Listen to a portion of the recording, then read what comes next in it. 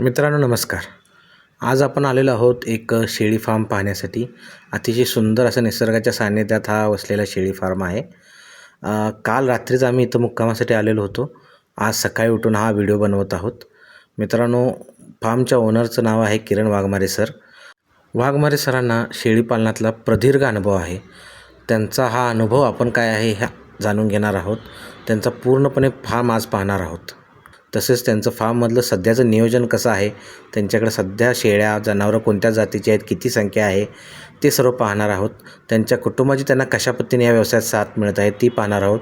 तसेच नवीन शेळीपालकांना त्यांनी काही खडे बोल सुनावलेले आहेत, ते काय आहेत हे जाणून घेणार आहोत. तर आजचा हा व्हिडिओ खूप छान होणार आहे मित्रांनो, माहितीपूर्ण होणार आहे. तर माझी आपल्याला अशी विनंती आहे की शेवटपर्यंत हा व्हिडिओ पहा आणि जर आपल्याला हा व्हिडिओ आवडला तर शेवटी आम्हाला कमेंटमध्ये नक्की कळवा मित्रांनो. जय शिवराय मित्रांनो, शाश्वत फार्म या यूट्यूब चॅनलमध्ये आपलं सर्वांचं सहर्ष स्वागत आहे.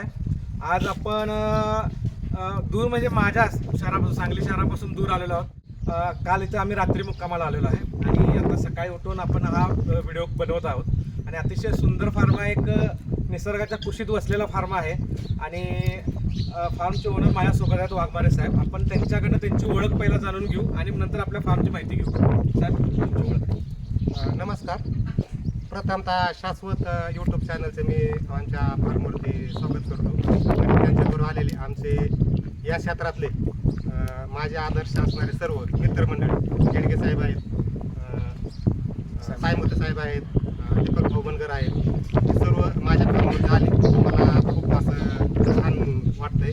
तर मी सर्वांचे स्वागत करतो आणि सरांच्या चॅनलचे जे व्ह्यूअर्स आहेत आणि लाईव्ह प्रेक्षक आहेत त्यांना पण माझा नमस्कार. माझं नाव किरण वाघमारे, चिंचोली काळदा, तालुका कर्जत, जिल्हा अहमदनगर असं माझ्या फार्मचं लोकेशन आहे. तर मी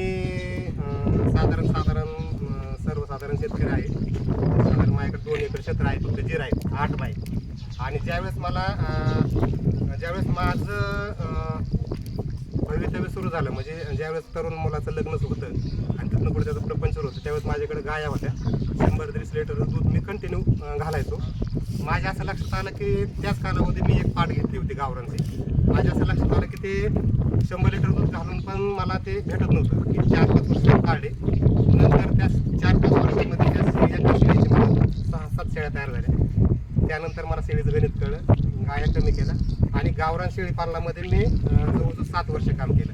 आत्ता मला लाईव्ह 13 वर्ष पूर्ण झाले शेळी पालनामध्ये. त्यानंतर बिटलची माहिती भेटली. त्यानंतर क्रॉस बिटलमध्ये 3-4 वर्ष काम केलं. आता ओरिजिनल बिटलमध्ये सर्व मित्रांच्या सहकार्याने हळूहळू यामध्ये रन झालो आहे.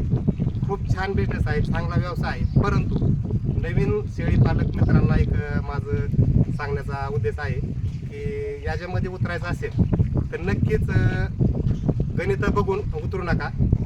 फक्त तुमची मानसिकता कशी आहे, या प्राण्याबद्दल आवड आहे का आणि तुम्ही ते करू शकता का, ह्याचा अगोदर आत्मपरीक्षण करा आणि आता उतरा. एवढं थोडंसं बोलतो आणि आणखी सरांच्या अनेक प्रश्नांना मी उत्तर देतो. लिहिले आहे. काही प्रश्न राहतात ते आता आम्ही विचारतो. मुळात हा आपला पशुपालन असो, शेती असो, हा पिढीजात व्यवसाय आहे. बरोबर. तुम्ही सुरुवातीला गाया सांभाळ, आता शेळी म्हणजे जे माझं लाईव्ह मधलं झालं ते तुमच्या युवर्सला सांगितलं की भरपूर तरुण, आता कोरोनामध्ये भरपूर तरुण माझ्या पाण्यात आलं की तिकडं काहीतरी लॉक झाल्यामुळे इकडं आल्यानंतर युट्यूबचे चॅनल पाहिले आपल्यासारखे भरपूर. बरोबर. आणि त्याच्यामध्ये ते शेळी पालनाची गणितं बघून ते उतरले. बरोबर, गणितं बघून उतरले आणि त्याच्यामध्ये ते गणित सक्सेस गणित करून उतरले. ते त्याच्यामध्ये बरेचसे सक्सेस नाही झाले विचार. त्याचे म्हणजे मला पण थोडंसं वेगळं वाटलं.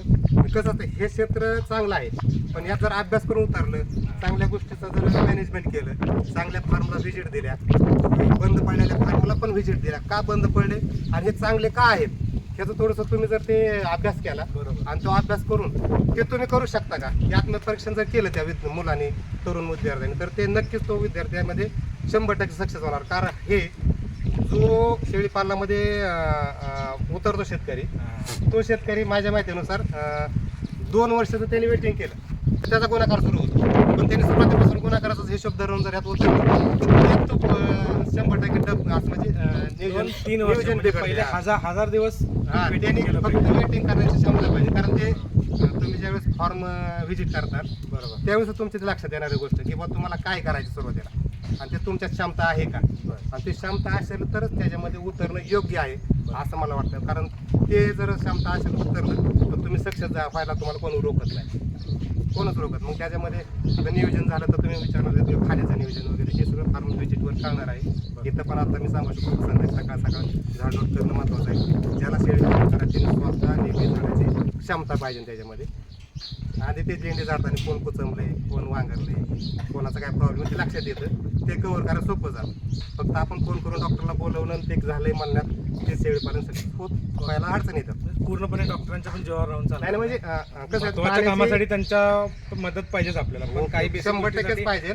पण ते काय झालंय तर आपल्याला प्राथमिक पाहिजे ना माहिती, की बा त्याला ताप आली किंवा ते जुलाब करते किंवा त्याचं काहीतरी मावा आलाय तोंडाला, हे आपल्याला तर लक्षात आलं पाहिजे वैयक्तिक शेतकऱ्याला. मग त्यानंतर डॉक्टर काम करेल पुढचं. तर त्या गोष्टीत थोडंसं मिसफिडिंग होते शेतकऱ्यांची, तर ती नाही झाली तर नक्कीच योग्य होईल आणि सक्सेस व्हायला काय अडचण येणार नाही.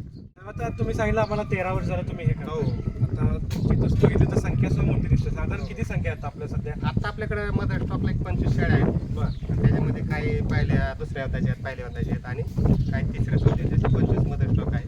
त्यानंतर 16-17 आहे. त्यानंतर त्याच्यानंतर मदर स्टॉकसाठी काही पाठी किंवा विक्रीसाठी काही पाठी मोठ्या त्या समजा आहेत, त्या काही 16-17 आहेत. तिकडं ब्रीडरसाठी नर आहेत, 4-5 नर आहेत चांगल्या वंशावळीचे, अच्छा. ते विक्रीसाठीच आहेत. अशी मिळून आपली 70ची संख्या आहे सध्या. आता आम्ही तुमचे 2 ब्रिडर बघितले, मोठे ब्रिडर आम्ही आज येतानाच पाहिले. ते ब्रिडर तुम्ही काय बघून चॉईस केले? म्हणजे आता त्याच्यामध्ये ज्यावेळेस मला असं सांगितलं अगोदर बोलण्याप्रमाणे की मी 13 वर्षापासून आहे, त्यावेळेस बिटलची थोडीफार माहिती भेटली मला. आमचे साळुंके सर, तुमच्या भागातील सरकारी नाही विकास साळुंके त्यांच्याकडनं त्यावेळेस माहिती भेटली. आमचे कुंभार सर आहेत, आमचे आदर्श आमचे, त्यांच्याकडून माहिती भेटली. त्यावेळेस आम्ही बिटल शेळी न खरेदी करता नर खरेदी केला आणि गावरांना क्रॉस करीत बसलो. त्यात माझा वेळ खूप गेला. हे एक मुद्दा तुम्ही बोलल्यामुळे आला लक्षात माझ्या. ज्याला ओरिजिनल मध्ये काम करत त्याने डायरेक्ट ओरिजिनल मध्ये काम करणं सुरुवातीला अभ्यास करण्यासाठी नवीन लोकांनी हे करणं गरजेचं. क्रॉस मध्ये काम केलं तर चालते, चालते. नंतर खूप- हळूहळू हा. प्युअर मध्ये उतरलं तरी चालते. मग त्यात थोडा वेळ गेल्यामुळे मग ते माझं रन होत गेलं ते पुढं. बरं. आणि नंतर मग क्रॉस मध्ये काम करून आता प्युअर मध्ये आपण जे तुम्ही म्हणले की ब्रीडर का खरेदी केलं, तर मग 2 ब्रिडर दिसतात, दोन्ही पण चांगल्या क्वालिटी. आपण 1 किलो गोट फार्मवरून 1 किलो खरेदी केलं. अच्छा. त्यानंतर आता आमचे मित्र पानसरे सर, रोहित पानसरे, त्यांच्याकडे एक आमच्या मित्रामध्ये त्यांनी एक आपल्याला मेल तो दिला म्हणजे वाघमारे. तर तो एक चांगल्या ब्लड लाईनचा, जे आपल्या महाराष्ट्रामध्ये नामांकित शेळी पालक आहेत, मामू सालीम मामू नाशिक, त्यांच्याकडे आलेला होता तो रोहित सरांकडे, आणि त्यांच्याकडनं तो माझ्याकडे आला. काला ब्लड काला ब्लड लाईनचा ब्लेड आहे. तर ते चांगल्या वंशावळीचा असल्यामुळे तो आपण घेतला. त्याचे कान आहेत किंवा त्याचं बॉडी स्ट्रक्चर आहे, हाईट आहे, त्या गोष्टी. आता तो 2 दातावरती आहे.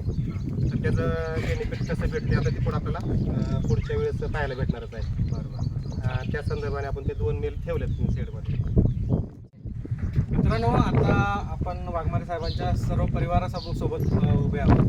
आता मुद्दा असा आहे की तिथलं कामकाजाचं व्यवस्थापन कसं आहे. हे सगळं काम हे सर्वजण मिळून करतात, त्यामुळे आपण सर्वांशी संवाद साधत आहोत. आम्हाला सांगा, आपलं इथलं कामकाजाचं नियोजन कसं आहे. आता तुम्ही सांगा, आता कामकाजाचं नियोजन सकाळी कसं आहे? उठल्यापासून संध्याकाळी झोपेपर्यंत काय काय तुमचं इथं नियोजन असतं? कामकाज नियोजन माझं थोडंसं मॅनेजमेंटचं नियोजन असतंय. बरं. आता करणारी माणसं घरचीच आहेत. बरोबर. त्या क्षेत्रामध्ये सगळ्यांचा घरच्यांचं जर सहकार्य असेल, पर्याय नाही ना. आई वडील माझे थोडे गावाला गेले, त्यांचं पर्यंत खूप सहकार्य असतं. मंडळीचं जास्त असतं, मुलाचं पण असतं. ते कसं असतं ते सांगतील. सकाळी उठल्यापासून संध्याकाळपर्यंत काय काय तुमचं नियोजन असतं? पहिले झाडून गेले किंवा गव्हाण साफ करणे, त्यांना नवीन चारा किंवा सकाळचं खुराक, इकडलं बाकीचं झाडून घेणे, हे सकाळचं काम असतं. नंतरचं झालं की गायांची धार काढणे, पिल्लांना जे दूध पुरत नाही त्यांना दूध पाजणे किंवा त्यांचं काही टॉनिक असेल ते औषध वगैरे त्यांना सगळं व्यवस्थित करून घेणे. बाकीचं नंतर काय गव्हाण साफ केलेले असते, त्यात चारा वगैरे मम्मी टाकते किंवा मी कधी टाकतो, कधी आजोबा टाकतात, कधी दिदी टाकते, असं ज्याला वेळ भेटेल ते टाकते. नंतर परिवार मिळून काम करतोय सगळं. हो, परिवार आम्ही सगळे एकत्र मिळून काम करतो. चारा किती वेळा पडतो आपल्या इथं? चारा 3 टाइम पडतो. 3 टाइम. कधी कधी सकाळचं हे छोट्या पिल्लांना झाडपाला आणि दुसरं नंतर या मोठ्या पिल्लांना सकाळचं पुसकट किंवा सुका चारा किंवा ओला चारा. नंतरचं डायरेक्ट 3-4 वाजता आपली जी कोटी करतो ती कोटी किंवा मग सुका चारा किंवा तेच. आणि नंतर शेवटचं डायरेक्ट 6-5च्या दरम्यान घास असतो.